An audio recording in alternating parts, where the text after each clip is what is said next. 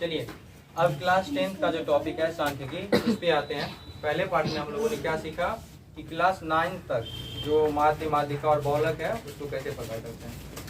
तो इसमें जो है सांख्यिकी में हम लोग पहले सीखेंगे माध्य के लिए। किसके लिए सीखेंगे?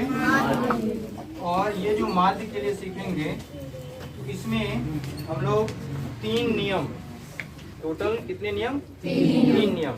तो आप अगर पता है तो आप बताएंगे। पहला नियम क्या है हमारा? पहला नियम क्या है? प्रत्यक्ष विधि। पहला नियम क्या है? प्रत्यक्ष विधि। दूसरा नियम क्या है? कल्पित माध्य विधि। कल्पित माध्य विधि।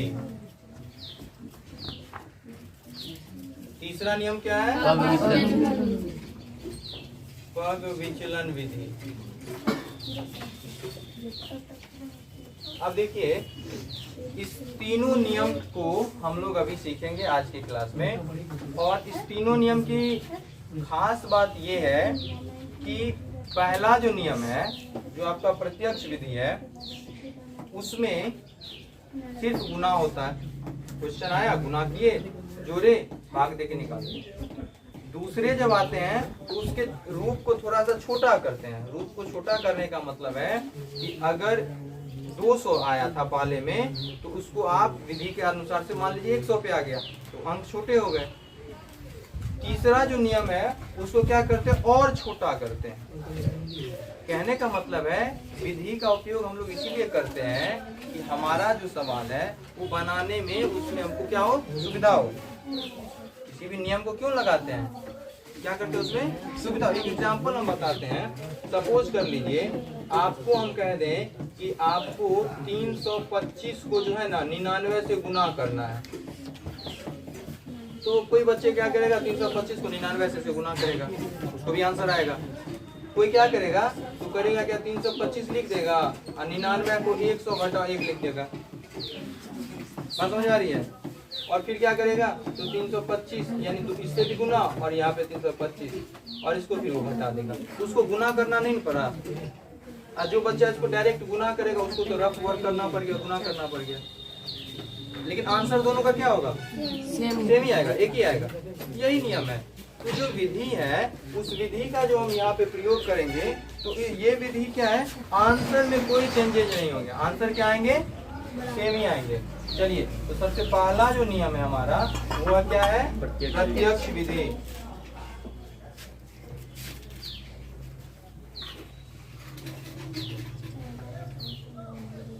और इस प्रत्यक्ष विधि में अब जो सांख्यिकी में जो एक चिन्ह आता है उस चिन्ह को हम लोग पहले समझ लेते हैं। वो चिन्ह कुछ इस तरह से है आपका। इसको कहते हैं सिग्मा। क्या कहते हैं? सिग्मा। और ये किस लिए आता है? जोड़ने के सेंस में आता है। किस सेंस में आता है? जोड़ने के सेंस में। और इसमें कुछ कुछ और मतलब लेटर आते हैं। जैसे यहाँ पे लिखा रहता है एक्स, कहीं पे आपको एफ आएगा, फिर आपको डी आएगा, फिर आपको यू आएगा और फिर आपको एच आएगा, फिर आपको छोटा ए आएगा। ये सब कुछ पॉइंट जो है इसमें यूज होता है। ये सब कुछ लेटर्स जो आपको दिख रहे हैं ये सब लेटर्स इसमें यूज होते हैं। तो फिर उसके बारे में बताएंगे। तो सिग्मा जो है आपका वो किसके लिए आया? किस सेंस में आया? जोड़ के सेंस में। इसका मतलब क्या हो गया? जोड़ यानी ऐड। ठीक ना? अब देखिए एक्स किसके लिए आता है पता है? वर्ग अंतराल के लिए। सॉरी, वर्ग अंतराल से वर्ग चिन्ह जब निकालते हैं तो उसके लिए एक्स आता है। एक्स किसके लिए आता है? वर्ग चिन्ह। वर्ग चिन्ह के लिए एक्स किसके लिए आता है? लिखते चले जाएंगे। एफ किसके लिए आता है? बारंबारता के लिए। एफ किसके लिए आता है? बारंबारता के लिए। डी किसके लिए आता है? तो जो आप प्रत्यक्ष विधि के अलावे जो विधि में जाते हैं जैसे कल्पित माध्य विधि में जाते हैं तब आपको डी आप वहाँ पे निकालते हैं। फिर जब आप पग विचलन में जाते हैं तब आप यू निकालते हैं। ठीक है? और एच जो है आपका वो कॉमन फैक्टर यानी जिससे डिवाइड करते हैं। एच जो है वो डिवाइड के सेंस में आता है। ये भी आता है आपको पग विचलन विधि में। और जो आपके ए है वो ए जो है आपका वर्ग चिन्ह में से कोई एक नंबर जो आप सेलेक्ट करते हैं उसमें से हम ए को सिलेक्ट करते हैं। तो इस तरह से ये ए का यूज एफ एक्स और डी, ये चारों का उपयोग करते हैं किसमें? कल्पित माध्य विधि में। किसमें उपयोग करते हैं? और केवल एक्स एफ, इस दो का उपयोग करते हैं प्रत्यक्ष विधि में। यानी प्रत्यक्ष विधि में हम एक्स और एफ का उपयोग करते हैं। बात समझ में आ रही है? और कल्पित माध्य विधि में आप एक्स एफ, उसके बाद आप ए और डी, इसका उपयोग करते हैं। ठीक है। और रेस्ट जो सभी जो आ जाते हैं वो किसमें आते हैं? भग विचलन विधि में। तो अभी हम लोग सीखेंगे कल्पित माध्य विधि। सबसे पहले हम लोग क्या करते हैं, एक उदाहरण आपके पास है वो लेते हैं। उससे पहले हम लोग वर्ग चिन्ह निकालने के लिए सीख लेते हैं, आखिर ये वर्ग चिन्ह कैसे निकालते हैं। देखो जी, वर्ग चिन्ह निकालने में क्या होता है, जब कभी भी सवाल में आपको वर्ग अंतराल दिया हो, क्या दिया हो? वर्ग अंतराल। अब वर्ग अंतराल क्या होता है? तो जैसे 5 से 10, 10 से 15, 15 से 20, 20 से 25, ये सब क्या है? वर्ग अंतराल। क्या कहलाता है ये? तो इस वर्ग अंतराल में, ये जो आपका वर्ग अंतराल है, इस वर्ग अंतराल में ये जितने हैं बाएं तरफ, ये सभी बाएं तरफ वाले कहलाते हैं निम्न सीमा। क्या कहलाते हैं? निम्न सीमा। और ये जितने दाएं तरफ है ये क्या कहलाते हैं? उच्च सीमा। क्या कहलाते हैं? उच्च सीमा। ये बात समझ में आ गई? अब देखो निम्न सीमा जो है, इस पे थोड़ा सा नोटिस करो। यहाँ पे देखो 5 से 10 है, तो ये 10 क्या कहलाया? उच्च सीमा कहलाया नहीं इस वर्ग अंतराल का।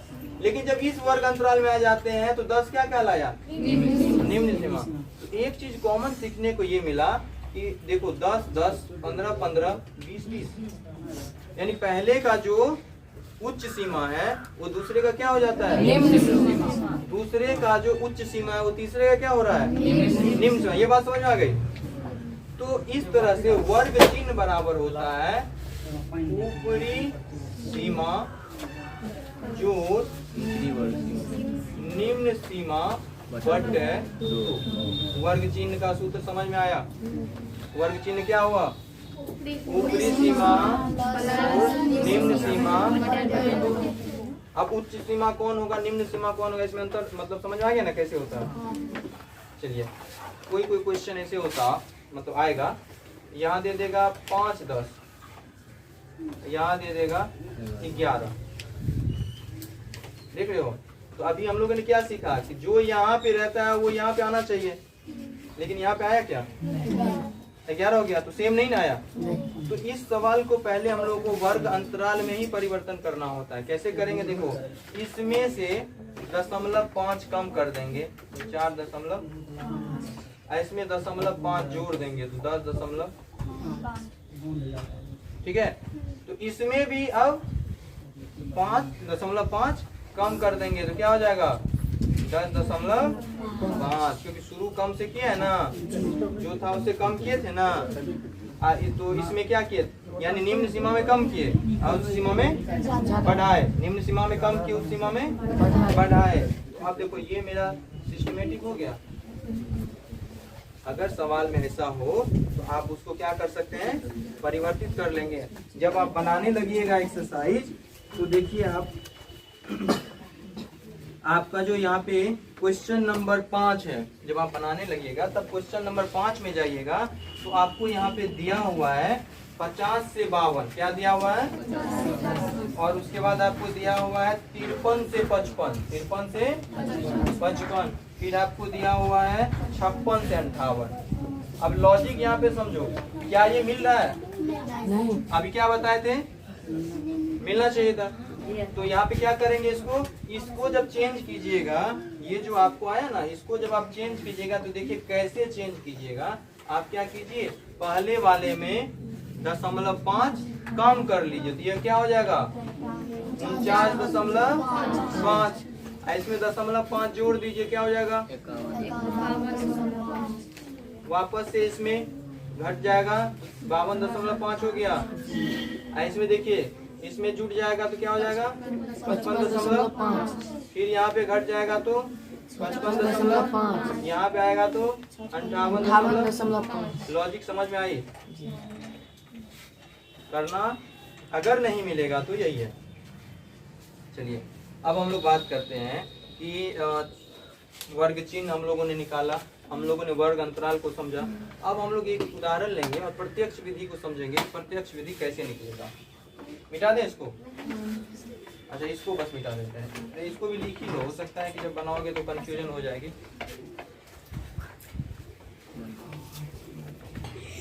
चलिए अब जो है हम लोग प्रत्यक्ष विधि में दो उदाहरण को देखेंगे। एक देखेंगे कि जब वर्ग अंतराल हो और एक देखेंगे जब वर्ग अंतराल नहीं हो, सीधे प्राप्तांक हो। तो होता क्या है कि जो आपके मतलब प्रत्यक्ष विधि में जो आपका प्राप्तांक होता है, प्राप्तांक मतलब कितने बच्चे जब एग्जाम दिया, कुछ मतलब रिजल्ट आया तो कितना उनको नंबर मिला सब्जेक्ट। तो ये जो प्राप्तांक है आपका, इस प्राप्तांक को हम कहते हैं XI। प्राप्तांक को क्या कहते हैं? और आपको बताए हैं कि XI क्या होता, X क्या होता था, वर्ग चिन्ह जब निकालते थे। और संख्या हमेशा बारंबारता को बताता है। संख्या किसको बताता है? इसीलिए वहां पे क्या लिख दिए, FI। और प्रत्यक्ष विधि में सीधे गुना होता है। तो यहाँ पे अब मेरा निकला FI और XI। देखो ये I क्या है, I बताता है कि 1 से लेके और n तक की संख्या को आप ले सकते हैं, यानी अंक जहां तक जाए वहां तक ले सकते हैं। I क्या बताता है, 1 से लेके n तक को रिप्रेजेंट करते हैं I के मामले में। तो चलिए प्राप्तांक को XI कहते हैं और विद्यार्थियों की संख्या को हमें जब भी संख्या हो वो बारंबारता को रिप्रेजेंट करेगा। और तीसरा FI XI प्रत्यूष। तीसरा क्या हो गया, FI XI। तो देखो 10 और 5 को, ये मल्टीप्लिकेशन है बीच में, तो 10 और 5 को गुना करोगे कितना होगा, 50। हम करते जा रहे हैं इसको, ये कितना हो गया 40। ये 8 या 24 240, ये 12 120 और ये 200। यहाँ तक समझ में बात आई। अब हम लोग क्या करते हैं, हम लोग माध्य निकालने के लिए फॉर्मूला जो निकालते हैं, तो ये टोटल रिप्रेजेंट करता है माध्य को। तो होता है, फॉर्मूला होता है sigma FI XI by sigma FI। Sigma किसके लिए आता था, प्लस के लिए। तो चलिए FI को यहाँ जोड़िए, कितना होगा, जोड़ के जोड़िए तो कितना होगा, 8 2 10 10 5 15 15 3 18 18 4 22 17 ना, 18 4 कितना हुआ 22। यहाँ देखो इसको जब जोड़ रहे हो तो क्या होगा, देखो अपने अपने तरीके हो सकते हैं जोड़ने के। तो 200 100 ये आसान लग रहा है, इसीलिए 200 100 300 200 500 200 100 300 300 200 500 और 40 40 80 20 100, यानी 600 650। 600 कितना हो गया 650, जोड़ लिए।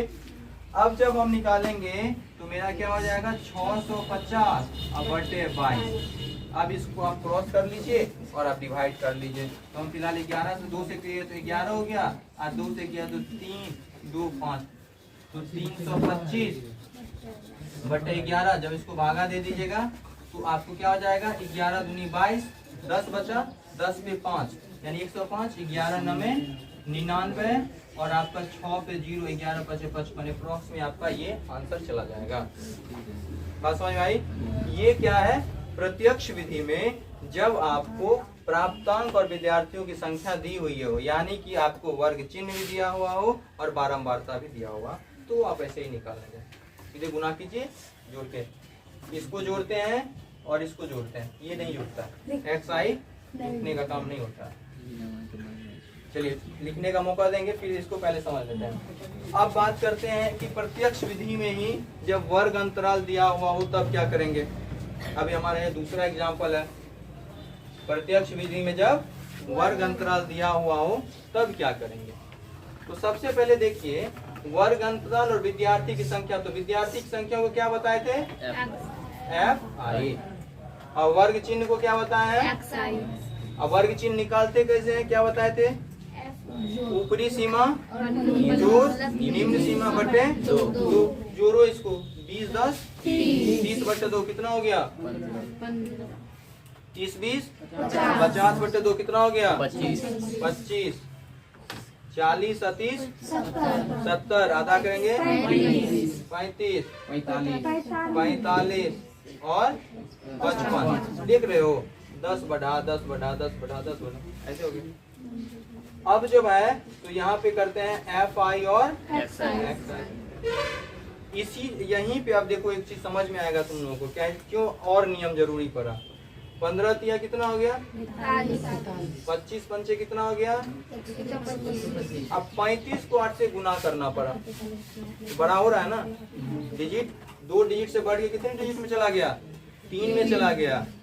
तो वैसे तो अभी फिलहाल 8 पंचे 40 और 8 तिया 24, 24 और 4 कितना हो जाएगा? 28, 280 और फिर 6 पंचे 30 और 6 चौके 24 और 24 3 27, 9 पंचे 45 4, 9 पंचे 45 4 49। देख रहे हो डिजिट बड़ा हो गया ना। अब यहाँ पे जब x निकालिएगा तो क्या कीजिएगा? तो इसका सम यहाँ पे लिखिएगा और इसका सम यहाँ पे लिखिएगा और तब डिवाइड कीजिएगा। यही है। अगर इसी क्वेश्चन को अब हम चले जाए, प्रत्यक्ष विधि समझ में आई नहीं यहाँ तक बात कैसे करेंगे। अब इसी क्वेश्चन को हम लेके चले जाते हैं किसमें? तो दूसरा नियम आपका क्या था? कल्पित माध्य विधि। तो इसको जब हम यहाँ पे कल्पित माध्य के लिए बस ले आते हैं, देखिए एक और कॉलम तैयार करेंगे, एक और कल्पित माध्य में जाएंगे ना तो इसकी जरूरत नहीं है, यहाँ तक तो आना है, उसके बाद इसकी जरूरत नहीं है। तब क्या करेंगे हम कल्पित माध्य में? हम पहले डी आई निकालेंगे। क्या निकालेंगे? डी आई बराबर क्या होता है? एक्स आई माइनस ए। अब ये ए कौन होगा? तो वर्ग चिन्ह में से कोई भी अंक ए हो सकता है, वर्ग चिन्ह में से कोई भी अंक ए हो सकता है। अब देखिए कौन सा अंक ए होगा। सोचो, कोई सोचेगा कहेगा कि हम 15 ले लेंगे, बिल्कुल सही ले सकते हैं 15। तो 15 एक्स में से, इसमें 15 को 15 घटाएंगे, सब में से 15 घटाते चले जाएंगे। तो फिर भी जब यहाँ 15 घटाइएगा तो कितना बच गया आपका? 40। 55 में से 15 गया, कितना बच गया? तो 40 एक बड़ा डिजिट है बट जीरो है तो इसलिए आसान है। 45 में से यहाँ 15 घटाइएगा कितना बचेगा? 30। तो चूंकि जीरो वाले फॉर्मेट में चला जा रहा है ना इसलिए आसान है। तो मैं फिर से कह दूं, आप ए जो है, ये जो ए होता है आप किसी को भी ले सकते हैं अपनी सुविधा के अनुसार। ज्यादातर बीच वाले टर्म को ए लिया जाता है ताकि ऊपर में भी और नीचे में भी बैलेंस बना रहे, बहुत बड़ा डिजिट ना आए। बात समझ आ रही है ना? ए कहाँ लेना चाहिए? ज्यादातर बीच में। लेकिन कहीं अगर सिस्टमेटिक घटने वाला होता है ना तब कोई भी डिजिट ले सकते हैं। तो चलो फिलहाल हम यहाँ पे बीच में लेने के लिए करते हैं। तो हम ए किसको माने हैं? 35 को ए माने। तो देखो एक्स आई माइनस ए है, डी कैसे निकलेगा? एक्स आई माइनस ए। तो चलिए 35 को 15 में से घटाइए, कितना होगा? -20 होगा। एक्स आई में से ए घट रहा है, ए में से एक्स आई नहीं घट रहा है, एक्स आई में से ए घट रहा है। तो 15 में से 35 गया, कितना बचा? -20। और 25 में से फिर 35 गया तो कितना बचा? -10। अब 35 में से 35 गया तो क्या बचा? 0। 45 में से 35 घटा तो 10। अब 55 में से 35 घटा तो 20। ये बात समझ में आई? कुछ बात समझ में आई? देखो अब यहाँ से यहाँ पहुँचे, छोटा हुआ ना, जहाँ 45 था वहाँ क्या है मेरे पास? 10। छोटा हुआ। रूल क्यों यूज करते हैं? छोटा करने के लिए। तो 10 हो गया। अब हम क्या करेंगे अगले स्टेप में? अगला स्टेप मेरा होगा एफ आई डी आई। पहले क्या होता था? किसके लिए ये होता था? प्रत्यक्ष के लिए। किसके लिए होता था? और ये किसके लिए होगा? कल्पित माध्य के लिए। किसके लिए होगा? हाँ, ये कल्पित माध्य के लिए। चलो अब इसको मल्टीप्लाई कर लो। F i d i, d i यहाँ है, एफ आई यहाँ है। 20 दिया 60, -60 हो गया। 10 बचे -50 हो गया। 8 से 0 किया तो 0 हो गया। 10 से 6 को किए तो 60 हो गया। अब 20 9 180। बहुत बच्चे क्या करेंगे, माइनस वाले को अलग जोड़ेंगे, प्लस वाले को अलग जोड़ेंगे, फिर घटा लेंगे। कुछ बच्चे ऐसे भी कर सकते हैं। देखो 60 और 50 कितना हुआ, 110 माइनस में ना है, आइए 180 प्लस में ना है। 180 में से 110 चला गया, कितना बचा 70। 70 प्लस में कि 70 माइनस में, प्लस में, क्योंकि 180 है प्लस में ना, ये दोनों माइनस में ही रह गया। तो देखो माइनस 110 यहाँ 180, 70 प्लस में, और 70 में 60 को जोड़ देगा तो 130 हो गया। यानी इसको सॉल्व करने पे कितना आया 130। इधर तो इसको जोड़ी, हमेशा तो बताएं एफ आई को जोड़ना पड़ता है, इसको जोड़ो तो कितना हुआ, तो 9 6 15, 15 5 20, 20 8 28, 28 3 31, यहाँ 31 है, और यहाँ कितना आया 130। तो अब जो माध्य निकाल रहे हैं कौन से नियम से निकाल रहे हैं आप, कल्पित माध्य विधि मेरा हो गया। कल्पित विधि में जब निकालते हैं तो फॉर्मूला होता है जो घटाए हैं उसको जोड़िए, जो घटाए हैं उसको जोड़िए। अब वापस से फॉर्मूला लिख दीजिए, सिग्मा एफ आई डी आई अब बटे सिग्मा एफ आई। ध्यान रखना है नीचे में हमेशा सिग्मा एफ आई ही आता है, तीनों नियम में, ऊपर वाला बदलते जाता है। तो ये मेरा कितना है 35, और मेरा सिग्मा एफ आई डी आई कितना आया 130। अब मेरा सिग्मा एफ आई कितना है 31। यहाँ पे बच्चे दो नियम बनाते हैं, लेकिन सस्ता आसान नियम ये है जिसमें कम टाइम लगे, उसको सीखो। क्या कर सकते हैं बच्चे, यहाँ पे इसको इसके साथ गुना करेंगे, फिर इसमें जोड़ेंगे, और तब जो जोड़ आएगा उसको 31 से भागा देंगे। तो पहले गुना किए एक स्टेप, फिर जोड़े 2 स्टेप, और फिर भागा दिए 3 स्टेप। अब अगर इसको आसान करना हो, पहले भागा दे दो 1 स्टेप, वापस इसमें जोड़ दो 2 स्टेप, तो कौन आसान हुआ, दूसरा वाला 2 स्टेप वाला ना। तो हमेशा क्या करना, पहले भागा दे देना है, और भागा देने के बाद जो आए उसको जोड़ देना है। ये नहीं करना है कि पहले गुना करो फिर जोड़ो फिर भागा दो, पहले भागा दो और फिर जोड़ो। कभी कभी ये माइनस में भी आ सकता है, माइनस में भी आ सकता है, तो माइनस में आएगा ना तो प्लस माइनस माइनस हो जाएगा, फिर भी भागा देगा तो घटा देना। ठीक है, तो ये 2 मेथड अभी समझाएं, फिर वीडियो लंबा हो जाएगा, फिर तीसरा मेथड अलग बता देंगे।